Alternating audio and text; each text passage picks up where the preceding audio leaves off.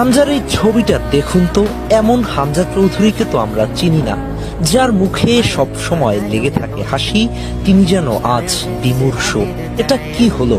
এটা কি হওয়ার কথা ছিল? কি ম্যাচটা কোথায় এসে ঠেকলো? তার সমস্ত নিবেদন যেন বৃথা, ওর চোখ যেন কথা বলছে। এ কি হলো? ফাহমিদুলের মাটিতে গড়াগড়ি, সমিত সোমের আর্গুমেন্ট।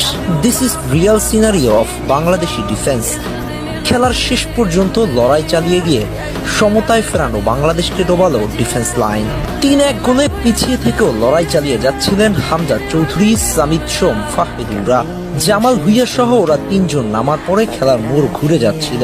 একের পর এক অ্যাটাক করতে থাকে বাংলাদেশ। ৮৪তম মিনিটে শেখ মুরসালিন গোল করে বাংলাদেশকে ম্যাচে টিকিয়ে রাখছিল। এরপর এক পাশ থেকে ডেবিউ করা জায়ান আহমেদ লেফট উইং দিয়ে একের পর এক ক্রস করে যাচ্ছিলেন। শেষ পর্যন্ত ম্যাচের একেবারে শেষ মুহূর্তে এসে ৯৯তম মিনিটে এসে দারুণ বুদ্ধিমত্তা থেকে জায়ান আহমেদ একটা কর্নার আদায় করে নেন। এরপর কর্নার নিতে এগিয়ে আসলেন ক্যাপ্টেন জামাল ভুঁইয়া। দারুণ একটা শট করলেন, হাওয়ায় ভাসানো বল পেছন থেকে দৌড়ে এসে হেড করে বসলেন সামিত সোম। একেবারে বক্সের মধ্যে পেছন থেকে দারুণভাবে হেড করে খেলা নিয়ে গেলেন সমতায়। ৩-৩ ড্র। মুহূর্তেই গ্যালারি ভর্তি দর্শকের উচ্ছ্বাস। কিন্তু কে জানতো এখানে এসেও গোল হজম করা যায়। খেলার তখন মিনিট খানেক বাকি। ডিবক্সের মধ্যে থেকে একজন ডিফেন্ডার ক্লিয়ার করতে পারলেন না বলটা। সেই সুযোগটাই নিয়েছেন হংকং এর রাফায়েল মেরকিস। দুর্দান্ত এক শট করে গোলরক্ষক মিতুল মার্মাকে পরাস্ত করলেন।